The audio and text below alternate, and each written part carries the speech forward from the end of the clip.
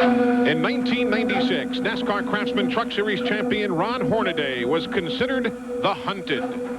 With 9 races remaining in 1997, Ron Hornaday has become the hunter. Hornaday has been on a vicious tear, winning 6 of the last 8 races, staring down the top 3 leaders, Jack Sprague, Rich Bickle, and Joe Ruttman.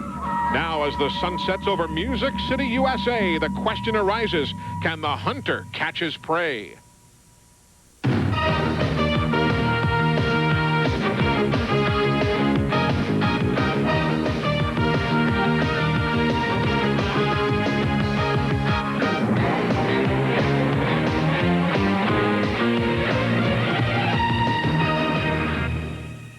You are looking at one of America's most famous short tracks. Tonight, the Nashville Speedway USA plays host to the Federated Auto Parts 250 for the NASCAR Craftsman Truck Series. This racetrack has been hosting NASCAR events since 1958, but tonight is only the second time the Craftsman trucks have been here, and there's a fellow who wants to get to victory lane. He's been there virtually every time the series goes to a short track. Ron Hornaday has won 5 consecutive short track events and 6 races in the last 8 starts. He is the hot man on a very hot night in Nashville, Tennessee. Hi, everybody. I'm Eli Gold. Welcome to Music City, USA. Temperature is still in the 90s, unseasonably warm. And that's the operative term also for the point standings in the NASCAR Craftsman Truck Series. Unseasonably warm. A 5-point spread, as you see on the vent visor point standings. Vent visor, the most practical accessory for your truck, shows you that from 1st to 4th, only 84 points separating the top 4 men. So what happens tonight could certainly shuffle the point standings. Buddy Baker joins us this evening, a former winner at this racetrack under Harry Hyde's tutelage back in 1973. You know, you knew this racetrack well, and that's why you ran well here. Same for Joe Buford, a new name that we'll be talking a lot about here tonight. Eli, you're exactly right. He did the impossible. First truck race ever, top 5. He's starting in 5th. I think he's going to be a factor tonight. There you see the qualifying lap he turned in here yesterday. He is a standout on the local late model stock car circuit. He has 6 wins at this racetrack, Glenn Jarrett. What do you think the chances are of him pulling an upset here this evening? Well, Eli, I think he's got great chances. He has 23 career wins here at Nashville. Joe, you told me a little while ago that this was the biggest day of your career. A win tonight would be awesome. Yeah, it would. We just want to get out here and pace ourselves tonight in this truck race because I'm new to these bigger motors and radial tires. I just want to get out here and ride and try to get a good finish out of the night. Best of luck to you. Eli, he's got a great truck. This is a truck that they purchased from Roush Racing. His crew chief, Earl Owens, is a good friend of Joe Ruttman. He helped swing the deal. We'll walk all up the grid here. Brian Refter starts 4th. Point series leader Jack Sprague will go off 3rd in the Quaker State Chevrolet. And then Ron Hornaday, we've already told a story on him. Man, he wins everything. Starting on the pole tonight, Mike Bliss had a little bit of an up-and-down season so far. Hasn't had a win yet. Looking to get that first one here tonight, Mike. Great starting position. Yeah, you couldn't start any farther back and not be happy about this. We're pretty happy about the pole. The ASC team worked real hard, and we're excited. We got a good truck here. A beautiful night here in Nashville, Tennessee, as we check out the AutoZone prep for the race. Brought to you by the more than 1,650 AutoZone stores across America. AutoZone, the best parts in auto parts. There you see 34 trucks going green out of the 41 who made their way to Nashville Speedway. If you're not familiar with this racetrack, the turns and straights are both banked 18 degrees. The straightaways are 750 feet long. So we have got ourselves this evening a .596-mile racetrack for the grand total of 149 miles of racing. Right now, trackside, Jeff Link, who is the president of the Gaddy Manufacturing and Supply Company, is about to give the command we've all been waiting for. Race fans, for those most famous words in auto racing, the national chairman of Federated Auto Parts, Jim Link. Ladies and gentlemen, start your engines. Now let's take a look at the starting lineup for the Federated Auto Parts 250 here on TNN Motorsports tonight.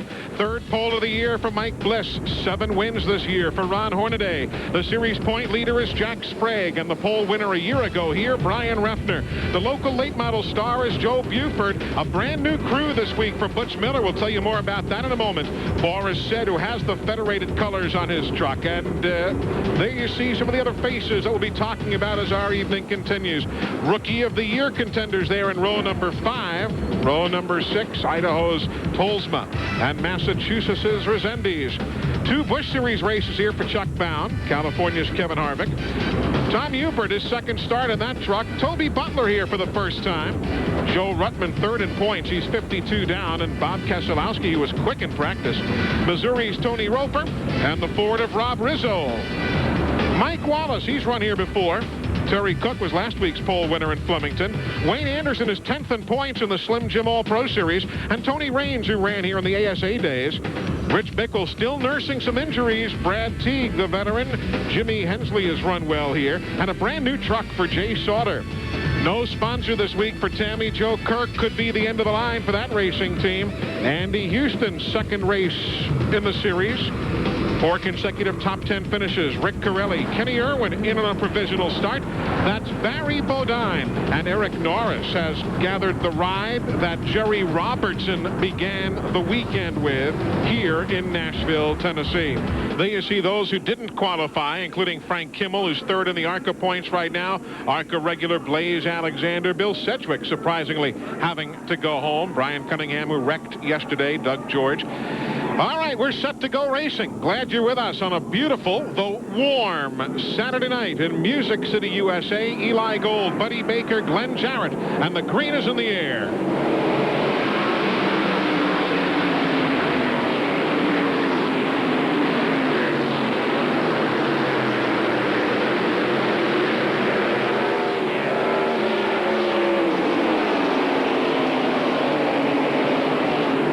Eli, there was a little contact there getting in turn 1 between Hornaday and Jack Sprague. You can see both trucks got a little bit sideways. They were very, very lucky not to spin there. You can see the dust where they have concrete dust down to take a little bit of the heat out of this racetrack in this high heat today. High heat today, and concrete dust will basically absorb some of the heat and lower the track temperature as much as 10 to 15 degrees. And they put that down ever since the final practice concluded at roughly 1 o'clock Central Time, 2 o'clock Eastern. And Sprague got kind of caught up in that and loses a spot now. He'll drop back to 4th. Ryan Refner in the 66 grabs 3rd.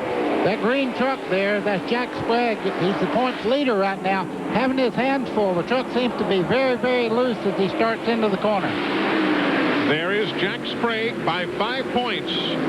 The leader of the NASCAR Craftsman Truck Series. Fast in practice all day yesterday, as was Ruttman, as was Hornaday, as was Keselowski.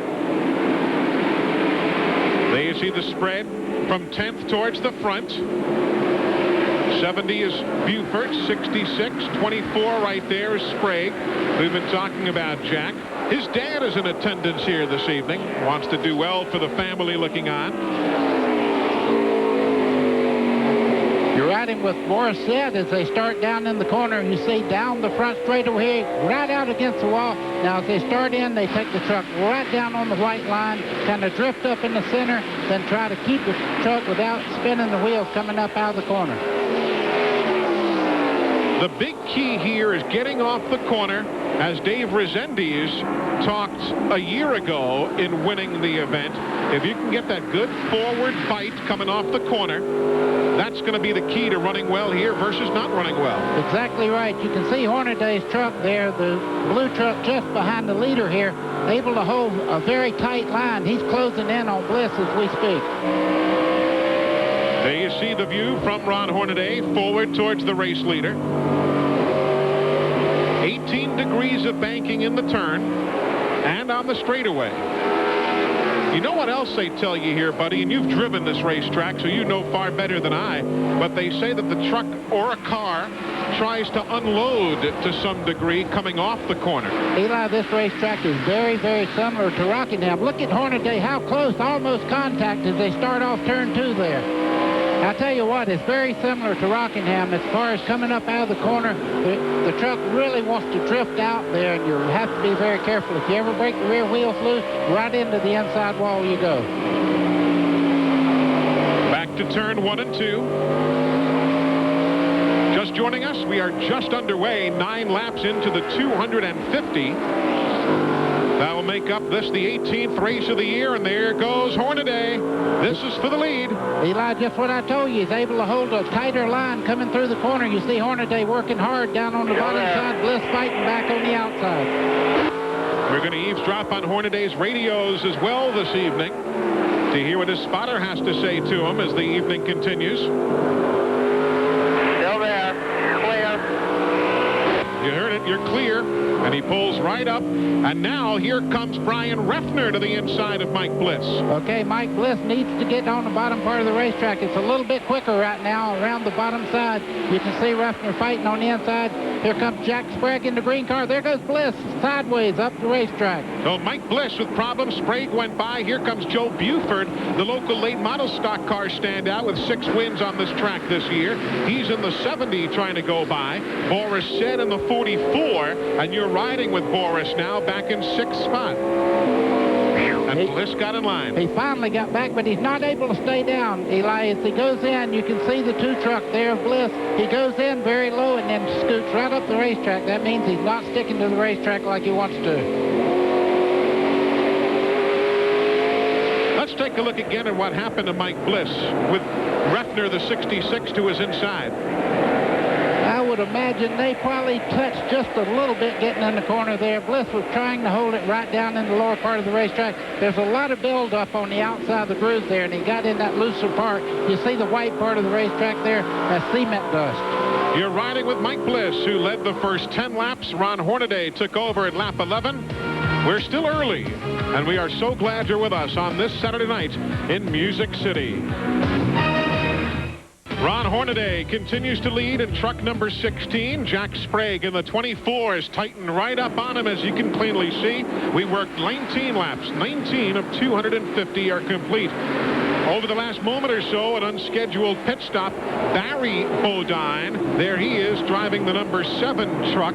He was in for a quick bit of look-see. No work done by the crew, but they brought Barry Bodine in on lap number 15. Meanwhile, the 07 truck, Tammy Jo Kirk, also out of the Jeff Bodine stables. Unfortunately, Tammy Jo, there you see her truck still without a sponsor. And Tammy Jo told us yesterday that if a sponsor is not found during this coming week, there'll not be enough funds available for the team to go on to Watkins Glen for the race next weekend. And by the way, we mentioned last week that Tammy Jo's former sponsor had filed for bankruptcy. We learned this week that that report was incorrect, and tonight we are happy to set the record straight. Battle for the lead, a good one now at lap 22. Boy, Jack Sprague is all over him right now. In the green truck, you can see Hornaday leading the race right now, looking and seeing nothing but green when he looks in the mirror. As they head into turn 3, Sprague is able to hold right down on the bottom, trying to make a move as they come out of the corner. Still there, clear. Back off into turn number 1, 23 laps on the board. And Glenn, I'll tell you, Sprague really closed in a giant hurry. Yeah, and Eli, watch the way that the truck really turns down off the corners, what Buddy was talking about a while ago.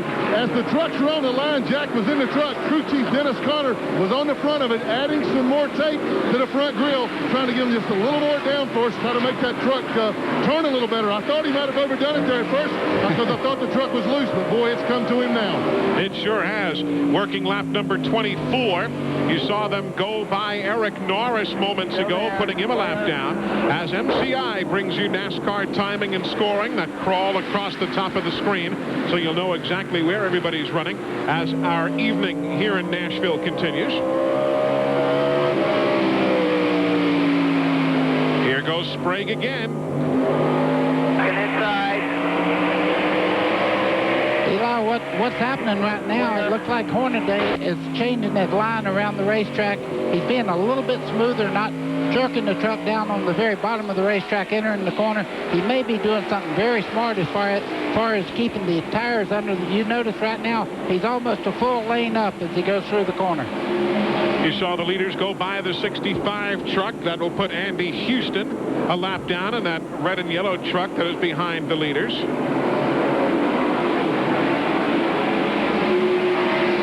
Dave Resendiz won this race a year ago.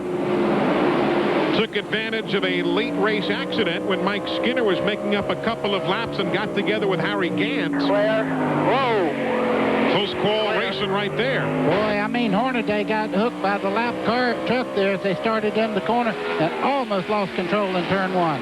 That was Brad Teague as they were going around. Now for the fourth place battle. It's heated up now. You've got Bliss in the 2, Joe Buford, the local favorite in the 70, Scott Walters, who drives in tandem with David Green and Mark Green in that Bruco number 37 truck. They're all battling now for 4th, 5th, and 6th. Again, the 12 just ahead of them going high. That's Eric Norris. Meanwhile, watch what happened moments ago there. Hornaday goes around there. We have trouble now in the corner. Trouble in turn number 2 as Mike Wallace has problems on the back straightaway going through the corner, and we're under yellow. Lap number 30 is on the board. Mike Wallace, who has run here in the NASCAR Busch Series in the past, has problems off in the corner. Eli, you can see smoke coming out of the left exhaust pipe there. That usually means that the engine's let go really bad. Tough break. You see, Dayco is the sponsor on board. That is the sister company, sister brand, if you will, to Purelator, which normally sponsors that truck. Dayco belts and hoses on board the truck here this weekend. And you see Mike beginning to get himself unhooked. And it looks as though it is an early night for Mike Wallace. Tough break because he's run so very well, including a great race last weekend in Flemington, New Jersey. Right now under caution, time for us to take a look at this week's Dodge Innovation in Motion. An interesting bit of information from Glenn Jarrett. You know, normally when we see cowl induction on a NASCAR race machine, we see it introduced from the cowl area at the bottom of the windshield. This year, for the first time in the Truck Series, cowl induction is introduced from the front grille area. There's a reason for that. Mike Bodick, the crew chief, and the number 18 Dana Dodge is going to tell us why. Mike, what's the story? Well, Glenn, it actually saves us a lot of time with building the trucks. We can just go and take a stock grill, knock a 24-inch square opening in the front, put some screen over it. Behind that, we put what used to be a brake duct scoop, run 3.5-inch hose back to the air cleaner base. It actually works as forced air back to the carburetor. Makes the engine run a little bit cooler, makes it a little bit more efficient. And behind that, we run an aluminum backing panel, which in the event of running in the back of another truck, keeps us from losing all our front downforce. It helps us, we're allowed to stay out there and keep running instead of having to come in and tape everything up. So, an interesting look at some of the innovations around the world of NASCAR racing. Down on the pit lane, Kenny Irwin is in for an unscheduled stop. We'll update that shortly. But Glenn Jarrett is caught up with Mike Wallace. And Glenn, Mike and I have this running gag every week. He says, now, Eli, give me my 20 minutes of airtime. I don't think this is what he wanted. Mike, Eli said you're going to get your 20 minutes of airtime. We know you didn't want it right now. Man, you didn't even get to break a sweat. It's very, very disappointing. I mean, the Purelator Pure 1 truck was running extremely well. It was handling great. And it was one of those deals, we were just riding. I mean, if somebody got out of shape, he got by him. If not, they come down the front straightaway, thought it was going to make a little run on Crawford, and it just blew up. I don't know, something internally broke. It's locked up solid, but it's a shame. You know, I thought we had a truck that really had a shot to win the race tonight, but I guess we'll go to the Glen and try it there. Better luck next week, Mike. And as they say, Eli, the nose knows when he brought that truck in here. Man, it smelled awful. I'm moving. Glenn Jarrett, a man, when he knows bad smells, Glenn Jarrett knows a bad smell. 33 laps to complete. We're early here in Nashville. Race fans, you make the call. New LCI residential long-distance customers receive 30 minutes of free domestic calling and the World Card Plus calling card featuring participating NASCAR drivers. Don't delay. Call now, 1-888-TEAM-LCI. Welcome back, everybody, as we continue from Nashville, Tennessee. Restart just half a lap ago. And there you see Ron Hornaday showing the way. Over second place, Jack Sprague. Brian Ruffner still in the 66 truck running third. Brian Ruffner looks to be very, very strong. You can see running up on Sprague there, closed in some 2 truck lengths through the middle part of the corner there. Brian's having a great run today. Through the corner on the restart, only one retiree, Mike Wallace. We're at lap 38 of 250. Good battle, 3 wide, and up into the wall goes Eric Norris as he was going wide in the truck that Robertson tried to qualify. Couldn't get in. Jerry Robinson's truck, and Eric Norris securing the ride earlier today. So they've got that Wolverine sponsorship on board, and he'll head to the pit lane. Eli has the right front tire on the 12 truck flat as he tries to get in the pit area. He did a good job of staying out of everybody's way. He had already been a lap down, Norris was, as we're back up front again, riding with Ron Hornaday, who took the lead at lap 11 after Mike Bliss led the first 10 laps. There goes Joe Buford now around Mike Bliss, grabbing the 4th spot, and again, well, yeah, I was going to say again he couldn't cover the inside, but he managed to that time. Glenn, what's the deal on Bliss? He doesn't seem quite as strong as earlier. Eli, there are some strange noises coming from Bliss's truck as he goes by.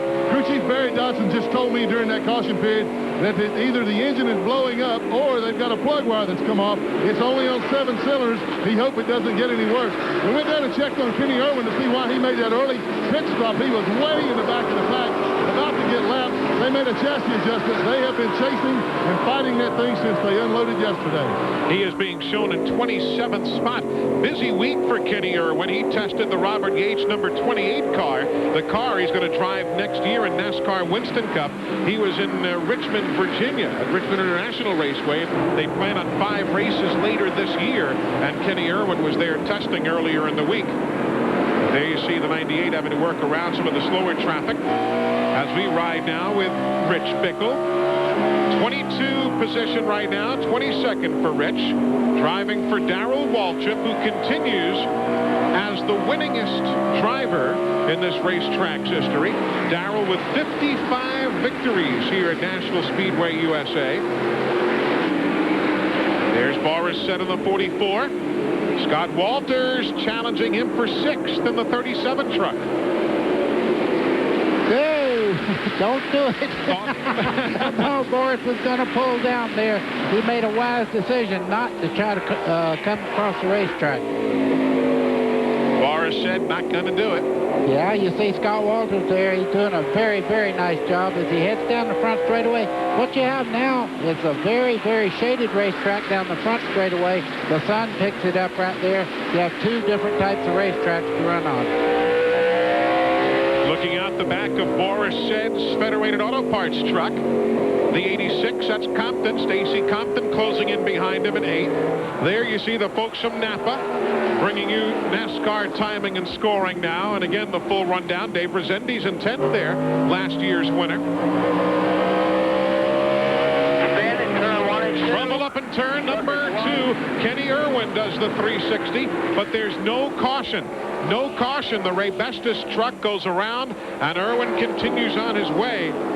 I'll tell you, Kenny Irwin has been out of the top 13 finishers in 7 of his last 8 races. This has not been a good stretch for him. And there he goes, a lap down. If Hornaday can pass him cleanly, well, he passes him, but I don't know about the cleanly part. Yeah, you could see him make a little contact there, but Hornaday stayed with him going in the corner. Watch what happened there. He's already loose. Don't know if he might have gotten some help there. It was tough to tell from that angle. Backstretch now. Caution is on the speedway. That is the Dana Dodge for Tom Hubert, driving for the 2nd time in that truck here in 1997. He's going to continue on around. You see the address, www.nascar.com. We call it our 24-hour NASCAR Garage Pass. But, folks, we're serious. Last night in the hotel, we logged on to see what was going on up in Michigan and get the rundown from all the doings up at the Irish Hills. So not just for fans, it's for everybody. NASCAR Online. Check it out to better keep up with the world of NASCAR racing. Joe Buford still running well, the local favorite. Bit of a loose condition in the truck, but he's still running fourth, buddy. Kenny Irwin here on the inside trying to make that lap up he's lost now. You see Hornaday taking off very, very much in command as they head into turn one. Trying to pass Hornaday on a restart. It's kind of like trying to beat me at the buffet table. I mean, some things you just don't want to try. I'm not going there. Lap number 61 is on the board of 250. As wrapping up our second caution period, we've been under yellow twice for a total of 12 laps. See Mike Bliss there trying to fight under Buford as they head down into turn 3. He got all the way up under the truck, but Buford really accelerated strong down the back straightaway. Mike Bliss running in fifth. We ride with him. If you're an Andy Houston fan, he's been on pit road a number of times here of late, back on the racetrack again. Bliss is doing all right despite whatever the problem might be. There goes Hubert giving everybody room. I'd say Hubert right now has a lot of problems, even though it does not look like a lot of damage to the right side of that truck. The marks on the back straightaway showed that he hit very, very hard. That truck's out of control.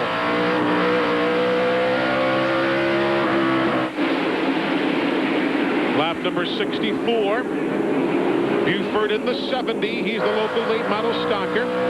Now looking back from Tom Hubert towards Mike Bliss, who is in fifth. The 37, Scott Walters in sixth. The 44, Boris Sett is seventh. You've got Stacy Compton in eighth now. Ninth is Chuck Bowen in the 99. Chuck's run here a couple of times in NASCAR Busch Series competition. That's fifth place on the screen. Scott Walters doing a very, very nice job in the 37 truck just behind Mike Bliss here. You see he's right on the tailgate. One slip by Bliss and he takes the spot. Trouble up in the corner. And we are under caution as Randy Tolsma, going off into turn number 1, ends up on the high side of the 18-degree banking. Caution, lap number 80 for the third time tonight. Ron Hornaday continues to lead, but Kip Childress is driving the pace truck on the track. It is Country.com, your personal source for all things country, from race cars to country stars. Connect to Country.com, www.country.com. It's where you'll find all of us in the world of cyberspace. As we were saying moments ago, Glenn Jarrett, I know you were checking on another story at the time. Talk about the correct temperature for water and so on for these trucks. A lot of folks are new to NASCAR racing. 240 might be a bit warmer. What would you look for ideally? Ideally, Eli, you would look today somewhere around 210, maybe up to 220 max for water temperature, around 200 for oil temperature. Now, it's been well documented today that my nose works. My eyesight was real good. I picked up that deal on Blitz's truck, but man, I came here to save my soul. What'd you say? Sorry about that, guys. That's all right. Eli, on a day like today when you're in real heavy traffic, 220 is not anything to concern yourself with, but the minute it goes over 220, it gets to the boiling stage in the motor, and that's when it starts pushing the water out, as you can see on the 98 just a little while ago. I remember you told me once, and I forget where it was, that you'd run 225 and you weren't pushing water out. Exactly. I mean, we run a special cap that would hold it to like 230 if you had to. I have run them a lot hotter than that, and they would make it, but most of the time when you get to 240, it starts to seep the water out the overflow. Hall of Famer Buddy Baker, who was a winner here in Nashville, August 25th, 1973. I was a mere child at the time. I just read about it in a history book. Oh, man, we're happy. Going into the National Motorsports Press Association Hall of Fame, Buddy Baker is. As problems are big time here on the main straightaway on the restart, while everybody goes off into turn number 1. The back of the field has stacked up here on the main straightaway. Bob Keselowski, Jay Sauter is involved. The 97 of Wayne Anderson is involved. and we are under caution. It all happened at the back of the middle to the back of the field on the restart. And, buddy, let's take a look for everybody here. Okay, you could just see a truck go by just a second ago, but these guys are making contact as they start off turn 4 there. It was due to a chain reaction. Mike Bliss got sideways. Everybody started checking up, and trucks run into each other coming off the corner there. Keselowski there. You had Wayne Anderson, who was 10th in the NASCAR Slim Jim All-Pro Series. He got stacked up there. Jay Sauter was against the inside wall, but he has now since pulled away. There's Anderson's truck, and boy, it took some mean licks. Let's take another look again here at lap number 89 at exactly what happened. Watch right there. Keselowski into the wall. Then you see Anderson got nudged by Sauter. Oh, and here came Jimmy Hensley. A lot of damage to Jimmy Hensley, the 43 truck there. That's the Richard Petty Dodge. As you can see it going by, the nose of it torn up pretty bad. But what really happened was just a little bit ahead of there, Mike Bliss, as they dropped the green flag, run in the back of another truck, got sideways. As they started off, the guys back there began to see that there was problems in front of them, and everybody started checking up. It's just chain reaction. What'd you see, Glenn, from your angle? Pretty much like Buddy says, but Bliss got tagged from behind by Dave Resendez, and I thought at first it was because, you know, Bliss has got the engine problem, and the truck just didn't come up to speed, and Resendez dove down below him and clipped him going by. That's what turned him sideways. I'm not saying that he didn't get to the back of somebody also, but I did see Resendez. That's hard to say when I'm trying to talk fast. I did see Dave run into the back of him. You can see some damage on the back of Resendez's truck as he comes by. The 3 truck with Jay Sauter is in the pit right now. They're working on it. Looks to be mostly sheet metal damage. They're worried about the front radiator. Also, they're working on Hensley's truck, trying to get him straightened out. Meanwhile, to add to the woes, Rich Bickle, number 17, started way back in 25th, has a good truck. He cannot hear the crew at all. He cannot hear the spotter. Man, he's out there on his own. This ain't the place to have to do that. Rich Bickle currently in 16th. You saw Jimmy Hensley right there. He's going back on the track. They were so hopeful of a good run tonight because Jimmy likes this track, and his team manager, Freddie Fryer, a former track champion in his late model stock car days, right here at Nashville Speedway USA. So maybe this won't be a devastating blow to the Cummins Dodge, but a lot of work being done on Bob Keselowski's truck. We'll update you when we come back. Brought to you by Mopar, Chrysler Corporation Parts, and the Chrysler, Plymouth, Dodge, Jeep, and Eagle dealers who sell and install them.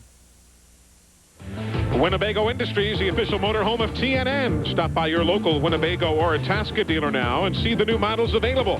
For more information on the Winnebago Motorsports team, please call 1-800-643-4892, extension 2.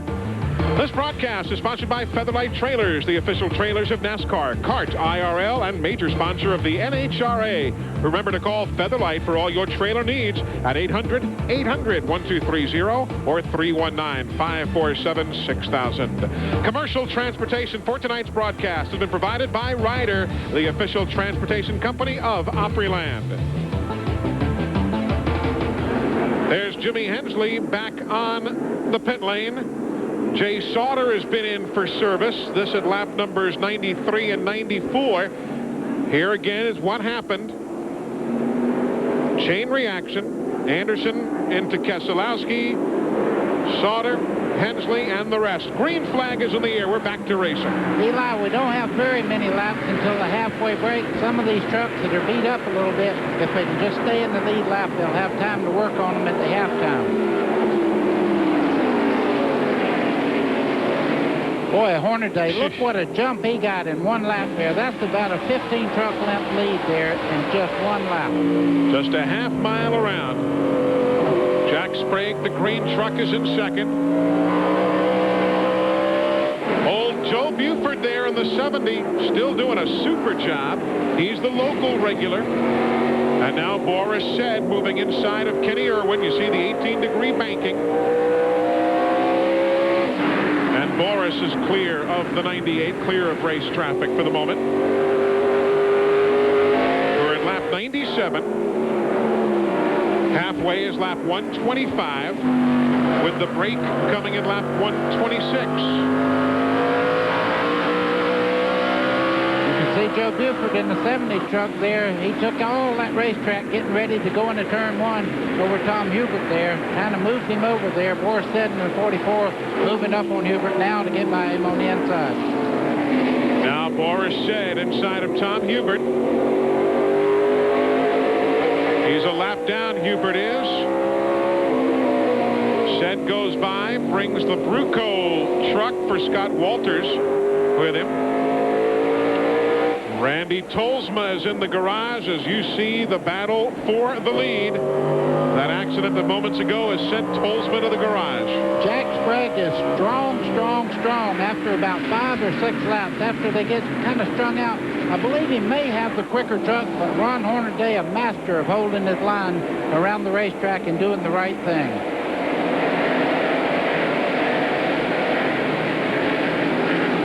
Off turn 4, back to the stripe, lap 100. 100 laps on the board, 150 remaining.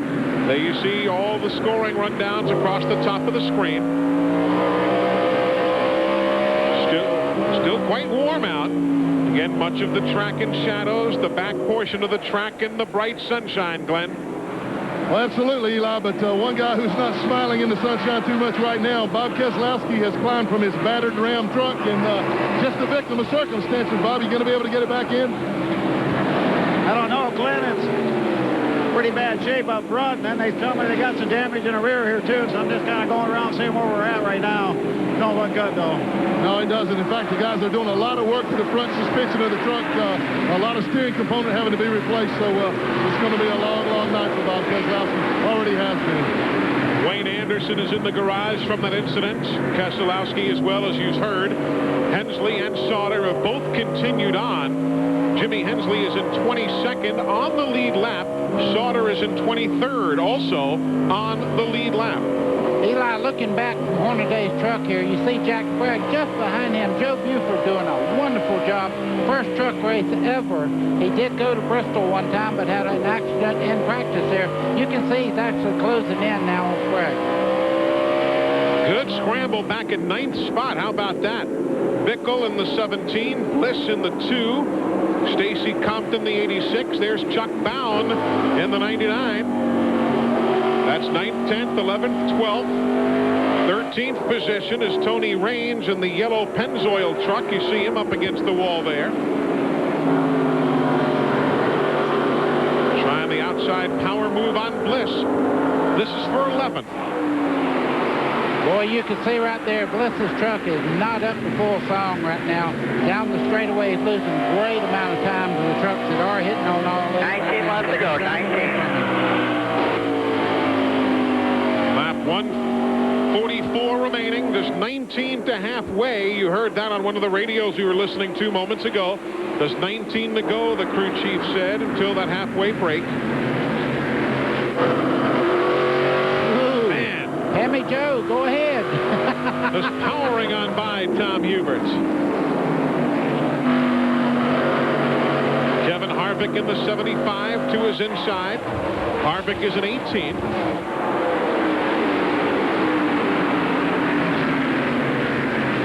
Haven't talked much about the 6 truck. You got a quick glimpse of 19th place runner Rick Corelli. He's in the middle of that big pack. And there's Rick Crawford right there, the circle bar, number 14. He is running well in Rookie of the Year standings. Whoa, a little bit loose off turn 4 there. You can see Crawford's truck, the 14 there, was very, very loose as they started off turn 4. But listen here, with Crawford running as well as he is right now, and the rookie point leader Kenny Irwin back in 27th, this could be a big-time night for Crawford if he can make up some distance here. He's only 11 points down in the rookie battle as it is. Watch what happened here seconds ago for Tom Hubert. That's when everybody squeezed on by. Just rim-rode it right through the wall. Eli, he had a choice there. Either hit the wall hard or hit it easy. He backed out with throttle and just kind of scraped the wall there. You can see Tammy Joe and the 07 really fly by him as he made contact with the outside wall. There's Rick Crawford again, just ahead of Bliss. Crawford in 16th. He He's run here many times on the NASCAR Slim Jim All-Pro Series and has run well. I said, what's the big difference for you? He said, these trucks are 600 pounds heavier.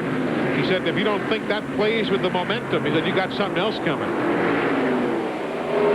But he's doing all right. Moving up now to the 15th spot. Yeah, you're talking about Rick Crawford. He has a little bit of damage to the front valence on that truck. I'm sure it has a little bit to do with the downforce on the truck because it is bent down towards the racetrack. I noticed it just a second ago. Meanwhile, we are coming to the halfway point. Ron Hornaday, the race leader right there, number 16. The 3 truck, Jay Sauter, gamely trying, if he can, to stay on the lead lap. He wants to get around to the flags here for the caution and stay on the lead lap. And the caution will be shown right there to Ron Hornaday. So Ron Hornaday, the Gatorade Front Runner Award, as we have reached the halfway point of the Federated Auto Parts 250. Caution number 5 of the day. And for some of these teams, it could not have come at a better time. Let's check out how they're running here at halfway. Ron Hornaday, Sprague, Refner, Miller, and Buford. Great stories, both for Butch Miller and Joe Buford. Scott Walters getting out. Wayne Anderson getting in. Morris said, Rich Bickle, Joe Ruttman, Stacy Compton. That is your top 10. Taking you further back. Old Tammy Joe's having a fine run, unsponsored as she is, in 12th. I'll tell you what, she's out running a lot of good trucks out there, and she really needs to have a great run tonight. We're all pulling for her. Rick Corelli, Jay Sauter. There's Tammy Joe. Further back in the running order right now as they line up to start the second half. Some who have been in the garage area, some who are done for the evening, including Anderson, Keselowski, and then the final few runners there, Randy Tolsma, Terry Cook, Brad Teague, and Mike Wallace, who left back at lap 30 with a blown engine. Glenn, what they find on Mike Bliss, we saw him go by in 16th on the leaderboard. Yeah, and I think he'll be moving up some now, Eli. As I told you right before we went to break, they think they found the problem. They did. This is the plug wire off the left side of the engine. You can see the wire here burn completely into, oh, that's hot, man. That really hurt. It's burned. Let's see the book on the, oh, we got trouble. Wow, look at this. The number 66 truck of Brian Refner has crashed under caution here. Barry Bodine is stopped, and Tony Raines right there in the 19. How bizarre, under the pace laps. They were giving him 2 pace laps before they go green. Refner and Raines. Bodine has pulled away. How bizarre. How unusual. Wow, look at the damage there to the truck. I mean, the whole front peeled back. I wonder if they were wiggling back and forth, taking care of the tires, and one went in and the other one went in. I didn't see it, to be very honest. Well, you see right there, the right, look at Tony Raines' truck, the 19 there. A lot of damage to the right front corner. You can see the nose of the truck completely knocked in, so he ran in the back of somebody. So we don't know exactly what happened, but Brian Refner might be able to tell us, Glenn, what's the story? Oh, absolutely, Eli, and it's a most unhappy story. Brian, what happened out there? Well, we were just trying to go back up to our spot. I was going around on the outside because they were already starting to double up. So, yeah, it's just a shame. You know, I got pinched between somebody scrubbing their tires, and that's unfortunate for the Carlin Ford. We had a great run. We did a small adjustment for the second half, and it's just the way our year's gone. It's just a sad story, but you know, at least we can run. Know we can run, and we just have to go for the next one. It's been our story all year. Well, it has been, but I tell you what, I really thought with the adjustment they made, guys, that he might have something for Hornaday and Sprague. He was very strong the first part of the race. What a terrible thing to happen. Man, I'd be spitting bullets. He's remarkably cool, but kind of like a guess there. He got into somebody, or as somebody was scrubbing tires. And that's Eli, what they're talking about, you see the trucks going back and forth there. They're getting the excess rubber and debris off the tires. They go back and forth like that, and if you're coming by on the outside and get snagged, it puts you right in the wall.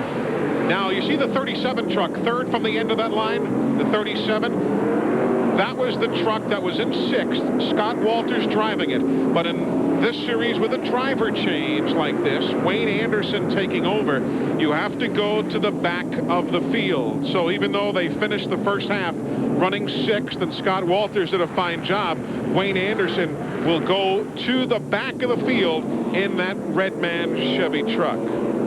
We are set to go green.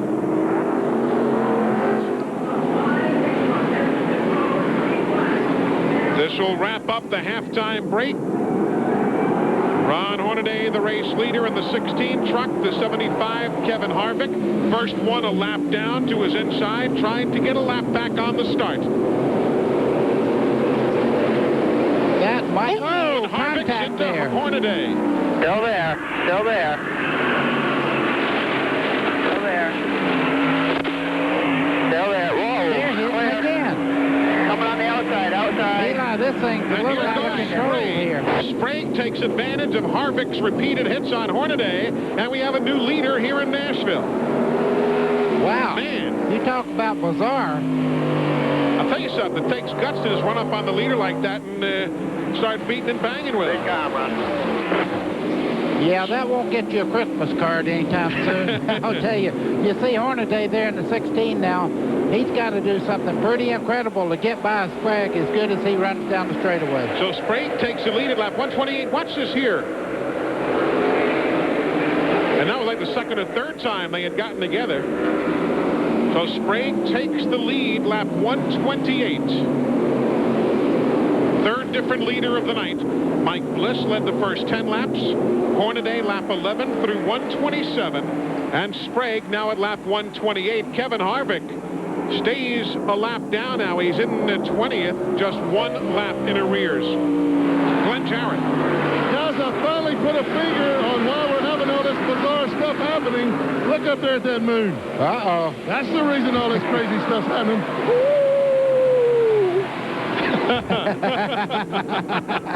Boy, I tell you what, I've raced them many a time under a full moon, and weird things do happen. Sound effects courtesy of the Lee Baker Audio Company. Mike Bliss in the number 2. He's running 14th, but around goes Hensley. Here comes the 6. That's Corelli. This will be for 16th. Just can't stay on the low side of the racetrack.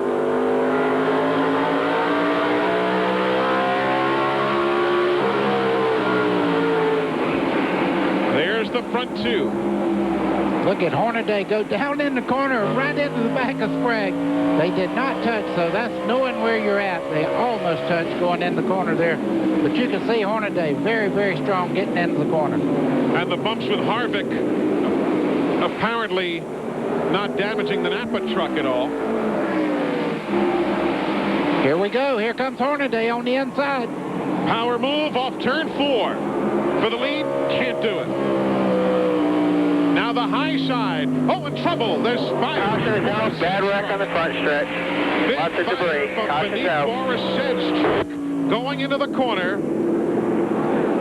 Caution on the speedway. Tom Hubert's in the inside wall on the front straightaway in the 18 truck.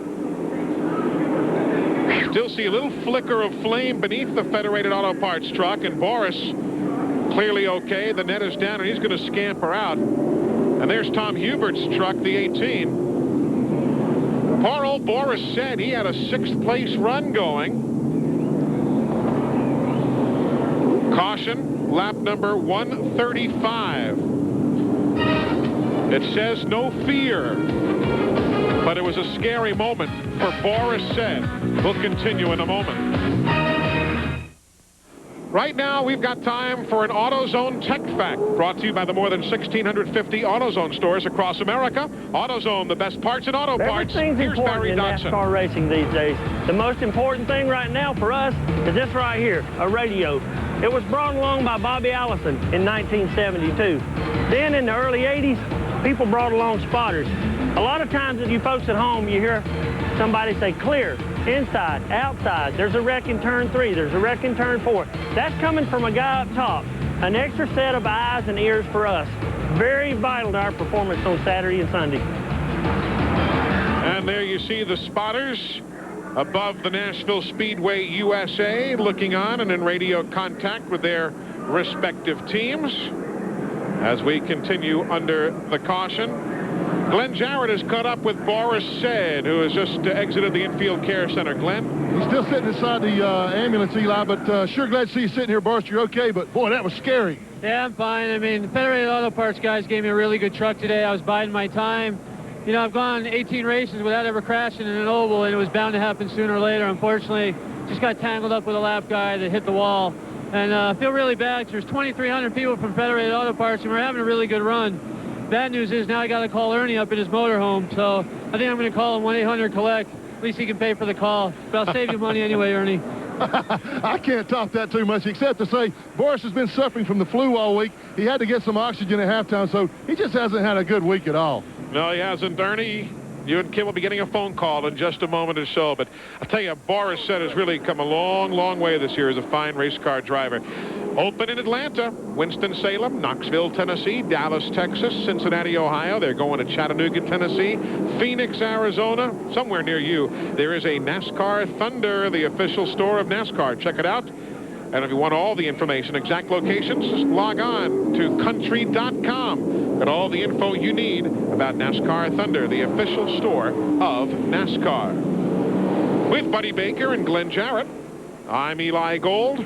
Glad you're able to join us on a warm but very, very pretty night here in Nashville. A lot of sports going on tonight. The Tennessee Oilers of the National Football League in town this evening, playing the San Diego Chargers. And from what I am told, the crowd here at Nashville Speedway is as large as is the crowd over at Vanderbilt Stadium. They're talking to 15,000 people here tonight, and a disappointingly low 15,000 plus over at Vanderbilt Stadium for the NFL preseason game. So NASCAR again doing darn well against the NFL competition in town here tonight. Glad you're with us. Let's see what happens now on the restart. Kevin Harvick wants that lap back. He's got it for the moment. Here comes Hornaday looking to the inside of Jack Sprague as they head down into turn 3. He's trying on the outside, Eli. There goes Hornaday, runs up on Harvick. Kevin goes a lap down. Sprague cleanly with the top spot. Hornaday gets by as well. So Harvick's visit to the lead lap lasts about 2/3 of a lap. Folks from MCI bringing you NASCAR timing and scoring here in Nashville. Resendiz in 8th. Tammy Joe up to 9th. Rick Crawford is 10th. How about Toby Butler there in 12th? Having a great time this weekend. He said he didn't know how well he'd run, but having a great time in the 60 truck there. That's Kevin Olson's truck. He'd never been here. Olson never been here, and they're doing a super job. There's Rich Bickle in the 17. Trouble now. Oh, Tammy Jo Kirk. Tammy Jo. Problems in turn number 4. Caution is now coming out. Tammy Jo, we had just been bragging on her. Whoa, look at Hornaday squeezing by. Lordy. I'm going to tell you something. NASCAR better do some of that 75 truck. It'll hurt somebody. That's not us, folks. That's the spotter saying something. The spotters were talking about the 75 truck. Here's what happened. She just lost it. Yeah, look right behind her. Crawford on there big touched barely gets by. Never touched her. What a great job by Rick Crawford. So lap 147. Caution for the 7th time. Tammy Jo Kirk now running in 9th. Brought to you by Chevy Trucks, the most dependable, longest-lasting trucks on the road. We're about a lap away from going back to green. Ron Hornaday still running in 2nd spot, but I'll tell you, that was quite a movie made to get around Tammy Jo Kirk. See Tammy Jo right on the top part of the racetrack. Watch Hornaday in the 16 go right up against the wall. There's a lot of debris up there. He was very lucky not to spin there. Luckier he didn't get in the side of the 07 of Tammy Jo Kirk. By the way, Rich Bickle this evening. You see that sign, Gilda's Club, right there underneath that Goodyear logo on the dash? Rich is racing for Gilda's Club tonight. That's an organization inspired by the late comedian Gilda Radner. Remember her? Well, Gilda's Club is a place where folks living with cancer, along with their families and friends, can kind of join together to build emotional support, social support, along with their medical care. And Darrell Waltrip, who owns this truck, is donating $1 for every lap completed by each and every one of the drivers here tonight. Those dollars going to Gilda's Club, a wonderful, wonderful item here from Darrell Waltrip Motorsports. How about this battle for the lead? Whoa, contact there. Jack Sprague got into the left-hand corner there of the 16 truck of Hornaday. Hornaday has the lead again, though, Eli. As they head down the front straightaway here, you can see, looking back, Sprague just got caught right there on the restart. New leader at lap number 151, Ron Hornaday.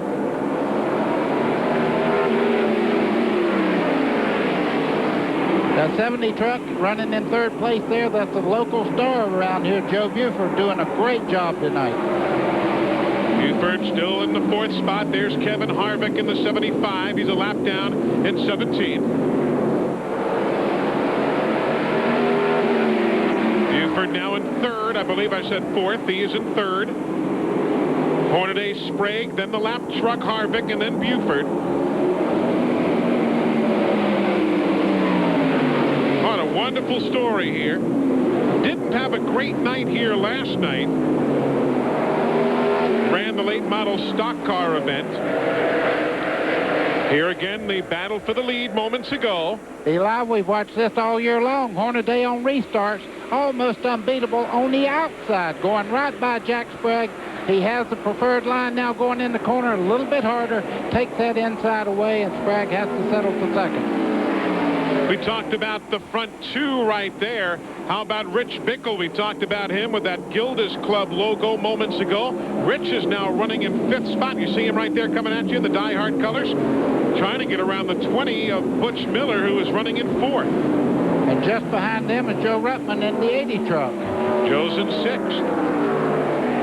Stacy Compton, a great run. Troy Silberg, the crew chief, in 7th. Dave Resendiz is 8th. Running in 9th is Toby Butler. And 10th, Rick Crawford, as you ride with Rich Bickle. You see Bickle very, very low coming out of the back straightaway there. He heads down into turn 3. Let's see how low he goes. Right down on the yellow line. Lets the truck come up just a little bit. Now he's trying to make a move on Butch Miller as they head down the front straightaway. Nightfall now descending upon Nashville, Tennessee. 7:45 local time. Folks from Napa with NASCAR timing and scoring now as you see the battle for 4th. Butch Miller in the 20. Here goes Rich Bickle. He's up there. I think he'll probably... Oh, Butch Miller driving very, very hard down into turn 1. You can see Bickle fighting back as they come off turn 2 there. Almost contact. Not quite. They've got Joe Buford just ahead of them as well. Here goes Bickle for 4th. You see Joe Ruttman right in the middle there in the yellow nose of the number 80 truck there. Would love to run very well. This is hometown for him.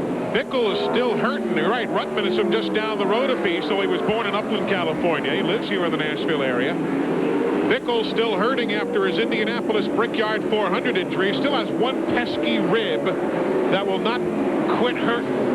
And he says, man, I hope I feel better before we go to Watkins Glen next week for the road course. All his damage is on the left rib cage, so when he starts turning back to the right next week, he'll know it, believe me. Great battle for 4th. By a half truck length, Bickle. But here comes Miller right back. Great battle, Glenn. It is, Eli. The thing that impresses me is they're running side by side and actually gaining ground on Joe Buford, who's running 3rd. They're slowly but surely closing in on him. That's incredible to run side by side and make up ground like that. There you see it right there. Riding with Bickle now. You see Butch Miller fighting back, a little contact there through the middle part of the corner as they head down the back straightaway. These trucks are going at it like there's no tomorrow. Butch Miller not giving up an inch. And they're not touching one another either. And Ruttman's going, come on, guys. Do something.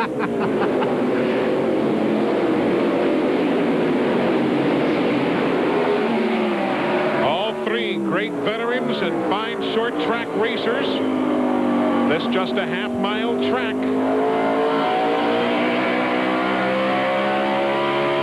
Mike Wallace is in the garage. Wayne Anderson now subbing for Scott Walters. Bob Keselowski, Randy Tolsma, Rob Rizzo, all in the garage. Brian Reffner, Boris Said, and Tom Huberts. Boy, I tell you, there's a lot of respect when you see trucks go at it like this, not any contact to amount to anything between the two trucks. That's admiration for each other when you race that cleanly, that close. Well, you're not going to find a more savvy group of veterans than Bickle, Miller, and Ruttman either. Ruttman will probably get in here and start rooting a little bit because he really is aggressive. You can see him now trying to get up on the outside there of Bickle as they head down in the corner. You could see the right front corner blowing on the 17 of Bickle, using the brakes very hard to keep out of the 20 car or truck as they were going through the corner, using too much brake. Right now, losing ground. Let's see if we see it again at the right front. You'll only see it going in the corner where he's really down on the brake. So you on can see it. Truck, yeah, they're all, whoa, little contact there. Ruttman and Bickle made contact getting into turn one. So Butch Miller wins that battle. They go around Eric Norris, the number 12 truck. Bickle, then Ruttman in that order. They have also caught Buford, as we've been telling you. Meanwhile, up front, it's still Hornaday right there, nose to tail with Jack Sprague as we work lap 169 of 250. Brought to you by Gladiator and Universal Luxury Bands, the official bands of tracks, teams, and drivers throughout the NASCAR world. Call 1-800-445-2825 for a dealer near you. Joe Buford was running 6th and has just now brought out the 8th caution flag of the evening. Buddy, let's take a look at exactly what happened off turn 4. Okay, you can see Buford there very loose as he starts to come out of turn 4. One time earlier tonight, he saved it. This time, just got a little behind on the guidance stick there. You can see he's in trouble. But what a great job he has done this evening. First time to compete in the NASCAR Craftsman Truck Series. Joe Buford brings out the first caution of the evening. We'll head down to the pit lane in just a moment. Pit stops taking place now. Bob Keselowski, Buford is in. Eric Norris, Tony Raines, all making stops. This is lap number 177. Let's go to Glenn Jarrett. And Joe Buford comes to a sliding stop here in his pit. They're going to make a chassis adjustment. The truck was a little loose. Remember, we reported it was loose earlier. It got looser in the second half there. Joe told me before the race his biggest concern, guys, was driving on radial tires. He just hasn't had any experience on them, and they behave entirely differently, as Buddy can expound on, than a bias ply tire. When the radial tire breaks loose like that, you don't save it like you used to could a bias ply, do you? Well, the reason for that, Glenn, as you well know, you've been on them too, the sidewalls are so much more rigid. When it starts sideways, the tire itself kind of drags across the racetrack quick because of the stiffness of the sidewall. Bias ply tire that they used to run on used to give a lot, and the actual part of the footprint of the tire would stay down on the pavement instead of jerking it across. So a little lesson about what transpires in the world of radial tires as we're about set to go green. Quick reminder, folks, if you're racers and you like games, check out TNN Motorsports Hardcore 4x4 for the Sony PlayStation and the Sega Saturn system. It's in stores right now. The fenders are crunching, the wheels are busting, the doors are flying off. No, that's not tonight. Well, it is kind of, but it's also on the Sony PlayStation. Hardcore 4x4. More information? You might want to go online at country.com and get all the information you need. Green flag. Tammy Jo Kirk in the 07 trying to get a lap back. Can't do it. But it's not going to happen. You can see Hornaday. I can't remember anybody beating him on the restart for a long time. You're riding with him now and looking back at the field as they head down into turn 3. You can see Sprague there in the green truck just behind him. You can see a white truck racing very, very hard there. But what a great shot looking back out from the lead truck. Now you're looking with Mike Bliss's truck as he works under Chuck Bowen as they head down towards the front straightaway, the 99 truck there. That was 10th and 11th spot you were riding with there moments ago. But you're right, nobody beats Hornaday on a restart. Last time that happened, I think Eisenhower was in the White House. Look at Butch Miller here in the 20 truck. He's really making a move on Sprague now, just on his tailgate as they head down the back straightaway with Rich Bickle in tow. That's third place, the battle right there. And again, Butch Miller, first of the week, had most of the team leave. Many of them went to the Lance Norick operation. Only the team transporter driver and one mechanic remain. And even the mechanic is leaving after tonight's race. But they got everybody done. Rehired, new folks, And here's old Butchie running in third right now. Bickle in fourth. Joe Ruttman in fifth. Now Eric Norris goes high in the 12. Going down yet another lap. Lets the leaders go by. We're at lap 193 of 250. There's Chuck Bound running in ninth spot. Take a look at what happened moments ago as he tried to work with Rick Crawford in the battle for ninth. Just a little move down through two trucks there to go right on by Rick Crawford. That was Tammy Jo Kirk in the 07 on the outside there. And the 99 is Chuck Bound. To his left in the 60, that's Toby Butler, we've told you. Back on the circuit now after beginning the year as the Ken Schrader team driver. Toby's running well in Olson's truck. They're now in the 8th spot. Back up front. Still trying is Jack Sprague. Now, I'll tell you, if it was a 500-lap race, Jack Sprague will give 100% from the time they drop the green flag till the checker comes out. He does not know what quit means, so he is going to give Hornaday all he wants here in the closing laps of this race. And you know, Hornaday's won 5 short track races in a row, but in that same span, Sprague's average finish has been 4th. So he's no slouch on the short tracks either. No, well, anybody that's ever been to Concord Motor Speedway knows this guy knows how to win. They used to call him One Track Jack, but not anymore. Then they started calling him 1 Mile Jack, and now they just call him Jack Sprague, the driver. But it's Ron Hornaday who continues to lead. He has made up 133 points to the series leader in the last 8 races. His wife Lindy is looking on.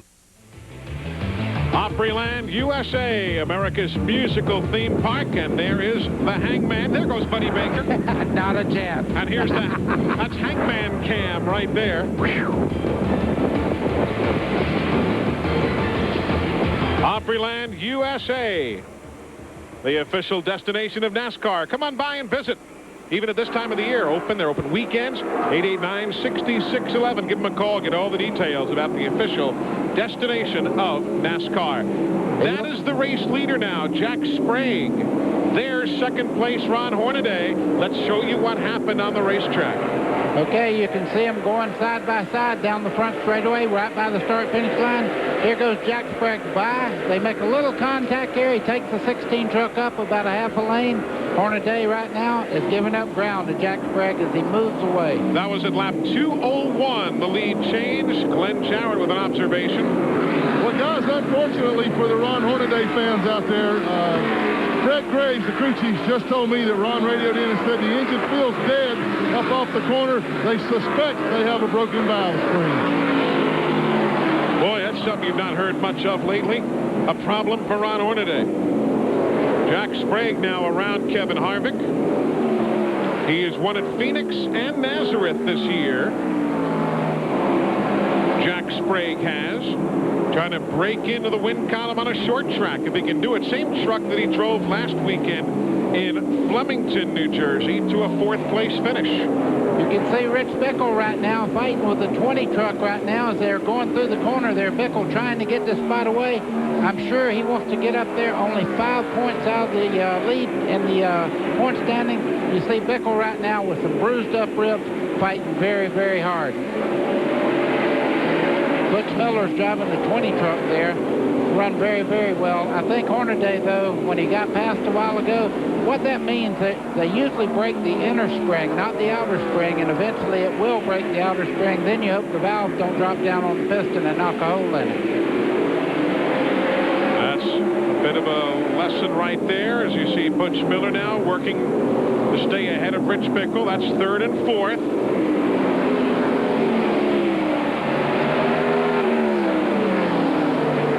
Around Harvick they go.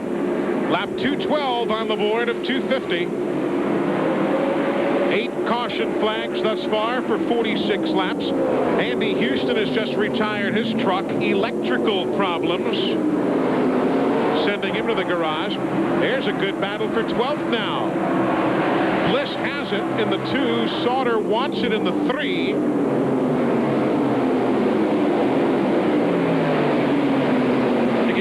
Plymouth, your momentum up using that outside groove a little bit? Well, what you do, you really don't tear the tire up. You can see right there, Jay Sauter fighting very hard in the 3 truck on the bottom, but you see momentum on the outside. When you come off, you're running about 5 to 6, 7 miles an hour faster by holding that outer line on the outside, getting off the corner. Back stretch, lap 2:15. Jack Sprague continues as the leader while we watch this battle for 12. That truck is running very, very well. You can see the nose of the truck of Jay Sauter really torn up from a wreck that he was involved in, a kind of a chain reaction wreck earlier in the race. But look at this truck work on the bottom side of the racetrack.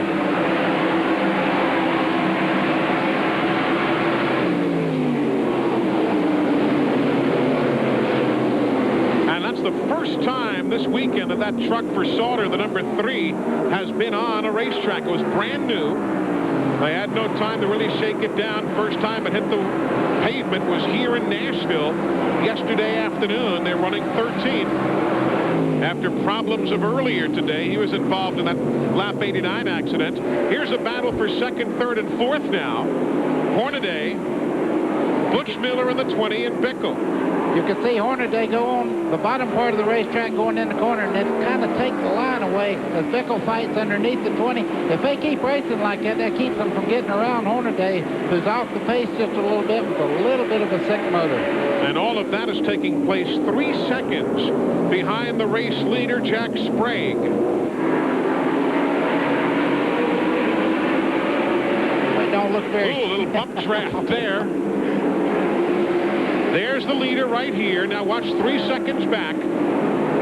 We'll just pull right back, and you'll see in 3 seconds' time, there go the 3 trucks battling for 2nd, 3rd, and 4th. Clear. Tony Raines on the inside in the yellow truck there, involved in a wreck, chain reaction on a restart not long ago. Much off the pace right now. Here comes Butch Miller. Whoa, he gets almost in the back of Hornaday as they come off turn 4 there. These guys basically could spin one another out every single lap. Absolutely. That's why they put the brakes on these things. And folks, that's not a fire into these trucks. If you just joined the broadcast, they use the brakes, and at nighttime you can see how hot the rotors get as they apply the brakes going in the corner. The leader, meanwhile, working traffic. Jack Sprague, the 24, is the race leader around Kenny Irwin. Kenny is in 21st, 10 laps down. He's had overheating problems much of the night.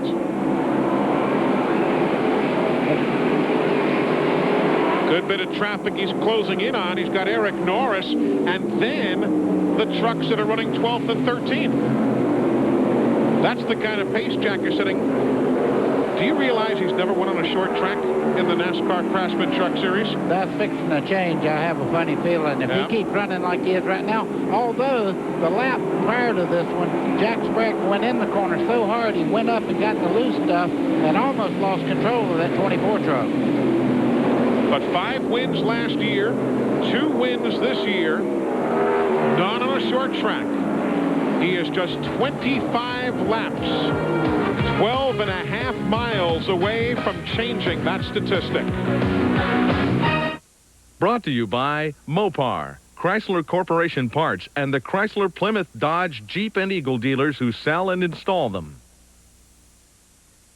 There you see 2nd, 3rd, 4th, and 5th now. The 4 trucks, Hornaday and Bickle. The 20 is Butch Miller and Joe Ruttman in the 80. That is 2nd, 3rd, 4th, and 5th. 3 seconds behind Jack Sprague, the leader.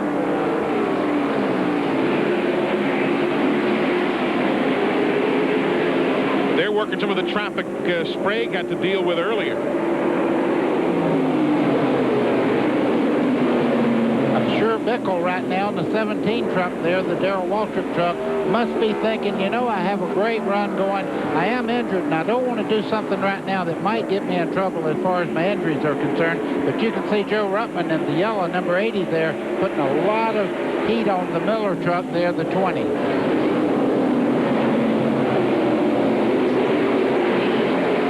Lap 236 of 250.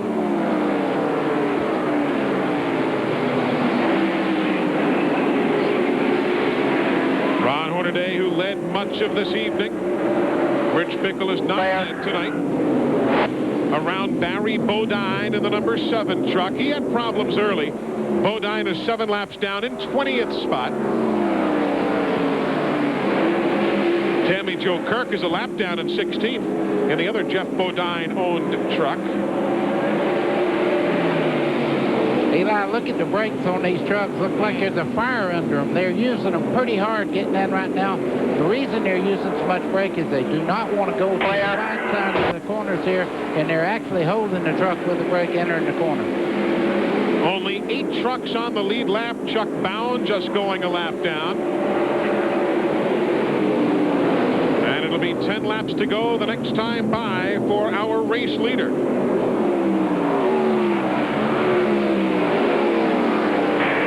Still there. Clear. From the leader, now back to second place. Hornaday is 6 seconds, 5.59 to be exact. Clear. All Jack has to do is watch traffic, and he's got himself his first short track win in this series. Eli, as you well know, though, on a short track, it happens in a hurry. Just a little bit of fluid, as we saw earlier in the race, entering one of these corners. With the surface of the tire like it is, they run slicks, and the minute you hit moisture on the racetrack, into the wall you go. Jack Sprague is not on a cruise right now. He has to watch everything he does to ensure the victory. Inside, he's still there. Here comes Bickle on the And inside. problems for Joe Ruttman in 5th. Problems for Joe Ruttman in 5th. There's a heartbreaker. He got the he was the beneficiary Look at the of problems in Topeka. Which one is it? Get him a wheel. You hear the questions, which one is it? Get him a wheel. But he goes a lap down now, and his chances for a top 5 have gone away for Joe Ruttman.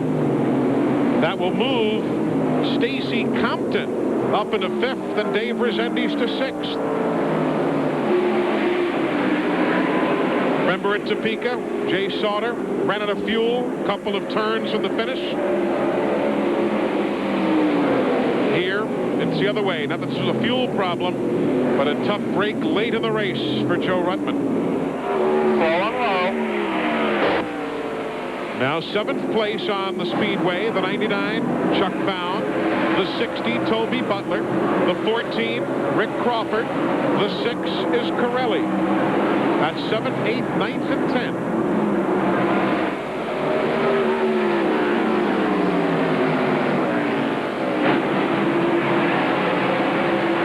That's the first Ford on the racetrack, as here comes Butch Miller. He and Bickle battling for 3rd. Bickle's got it. Miller wants it. Miller's got the better end of this on the inside there. They always say 8 tires corner better than 4. Butch Miller's down on the bottom there, trying to take his spot away as Bickle fights back on the outside. You can see right there, getting in the corner, the trunk bottomed out just a little bit, and Miller got by. There's problems for Jimmy Hensley in 14th. Jimmy Hensley with 3 laps to go. Problems in turn 2. Eli is going down the back straightaway there. You can see the right front corners down. And caution is on the Speedway. Remember, though, we do not end under caution. We do not end under caution. There's all sorts of debris in turn 2 that has come off the right front, and you still see it shedding. Hensley Tape and all sorts of problems. Hensley tried to turn to get into pit road, going down into turn 3. There went the tire. Yep, that's the remaining part of the tire that was dragging along there. But he missed the opening there and had to drag around a full lap there. Now remember, these Something's races... wrong with Bickle's truck. It's dragging something too down the back straightaway there. There's the remainder of the carcass out of the Jimmy Hensley truck. And watch what happens to Bickle right there. Eli, I believe he did hit the wall there. You can see sparks off the right front corner there as he starts down the front straightaway. He's got something rubbing there. I noticed the right front is flat on the truck. Now, when the tire is flat, you can make a tire change. You see one crewman helping lift the truck. They couldn't even get the jack beneath the machine. This stop at lap 249. Now let's reestablish for you what the rules are in this series. Number one, since we're inside the final 10 laps of the race, it'll be a single file restart with only the lead lap truck starting up front. Secondarily to that, these races do not end under caution. We will have a green flag, a lap later the white flag, a lap later the checkered flag. So we will have a green flag finish here in the Federated Auto Parts 250.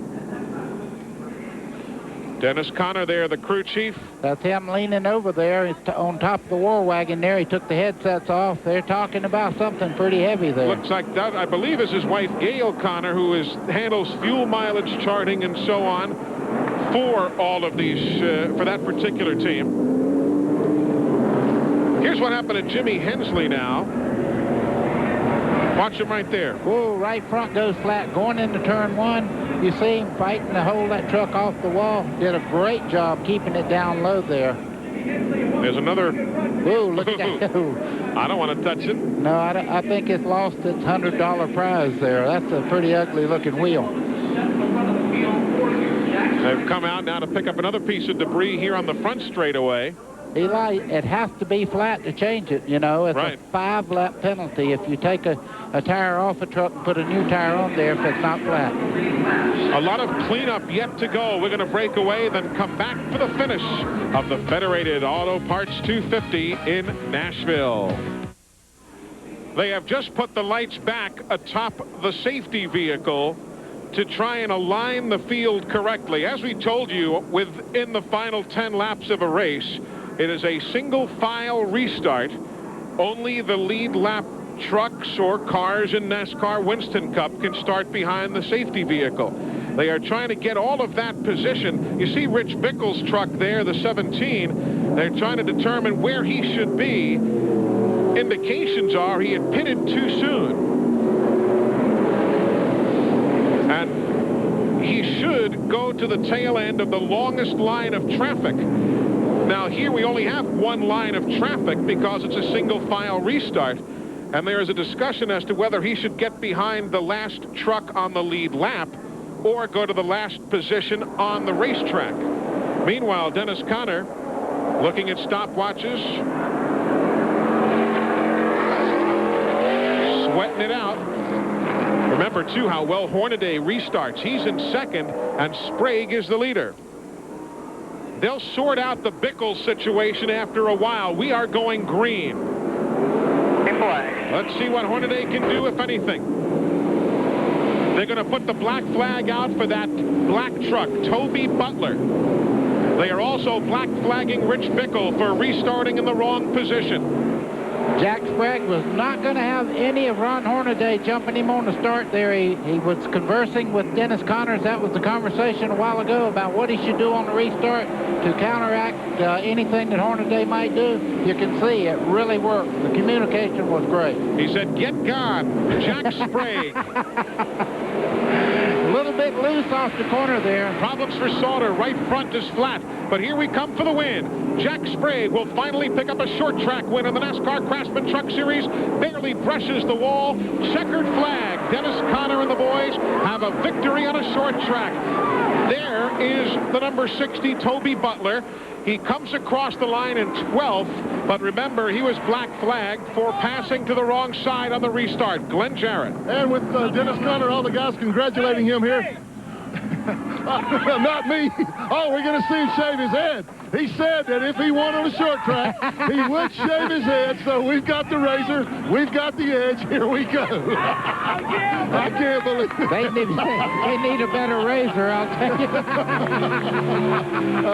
He didn't have a whole lot of hair there anyway, guys. An old mile track Jack has won on a short track on the NASCAR Craftsman Truck Series. Congratulations, Dennis, all you and the crew. Great sense of humor there, buddy.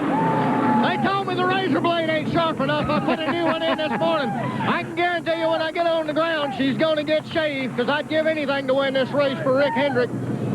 Jack Sprague, Quaker State Chevrolet, sunshine, everything in the world. Congratulations again to you guys. We're going to stay right here and watch the big shave. It could be ugly, but we'll update you on that as the evening continues. That's also the winner of the Plastic Coat Winning Finish Award, Dennis Conner. Plastic Coat, the official spray paint of NASCAR, giving $1,000 to Dennis Conner as the winning crew chief here this evening. Don't forget, at the end of the year, the crew chief with the best average finish will win $10,000. So our congratulations to Dennis Conner. We'll sort out all of the scoring for you as soon as we come back. We'll double check on Rich Bickle and a lot more when we come back.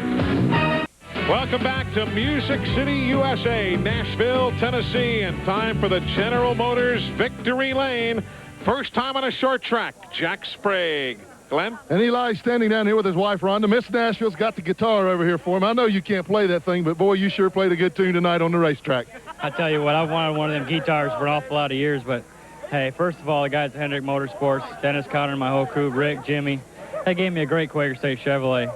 We've raced this truck 3 times, won twice, and got a second at IRP.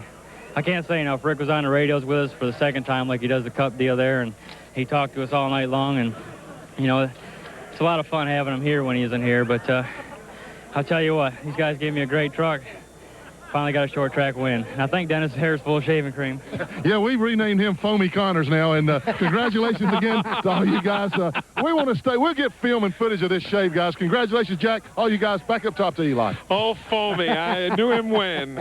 Now the Mopar High Performer of the event. The honor this evening goes to Rich Bickle, and officially right now being shown in 6th spot pending a review of the most recent restart. But he came from 25th regardless, and a great job, bothered still by the tender ribs after the injuries at Indianapolis. Our Mopar High Performer of the event brought to you by Mopar, Chrysler Corporation Parts, and the Chrysler, Plymouth, Dodge, Jeep, and Eagle dealers who sell and install them.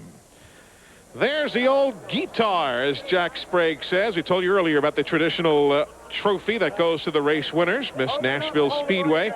Are you proficient on the guitar, Mr. Baker? Yeah, well, not really, but I tell you what, to have that guitar, it means a lot. Nashville is a hard racetrack to get around. My hat's off to Jack Sprague, Dennis Conner, and all the group. And Rick Hendrick, we're praying for you, buddy. Fight, fight, fight, and win. Over. Amen to that. Amen to that. There's old Foamy and the crowd filing out, darn close to a capacity crowd here at Nashville Speedway USA here tonight. So Jack Sprague winning in Phoenix. He wins in Nazareth. Both are 1-mile tracks. He won 5 times last year on the big tracks. But finally, here this weekend on a short track, the NASCAR Craftsman Truck Series victory here. Oh, they've gone to the electric clippers. I hope it's sharper than his razor was. Of course, he doesn't have much to shave off. He always has that close cropped look anyway. That's barely a down payment, huh? I believe they need a John Deere or something. What has television come to? Whoa. We're trying. I think you need to start it back. You know, I bet one thing. I bet Steve Kinzer right now thinking, hey, full moon, green car wins. Maybe I can too. Yes, Steve Kinzer had lost an engine last night in the qualifiers, but he's in the big show tonight. That's coming up in just about a half hour from now. Of course, trucks and tractor power will be coming up as soon as we move off the air here in about a minute or so. And then in a half hour from now, you've got the whole crew, Ralph Shaheen, Brad Doty, Bobby Gerald, Steve Evans, and all the rest out at the Knoxville Nationals. That is coming up in just about 30 minutes from right now. The Pennzoil World of Outlaws with their biggest race of the year. That's the unofficial result right there. And again, they're going to review some of the finishing positions, but the important one is right there at the top. Jack Sprague picking up the victory tonight, his 3rd of the year. Joe Buford, 18th for the local star. Barry Bodine in 20th. And continuing our look on this full moon night in Nashville, there you see how some of your favorites have finished. And on through 34th. You've got Mike Wallace coming home in 34th. Well, Jack Sprague picks up the win. Ron Hornaday 2nd for Buddy Baker and Glenn Jarrett. I'm Eli Gold. Trucks and Tractor Power is next. Good night from Nashville, Tennessee.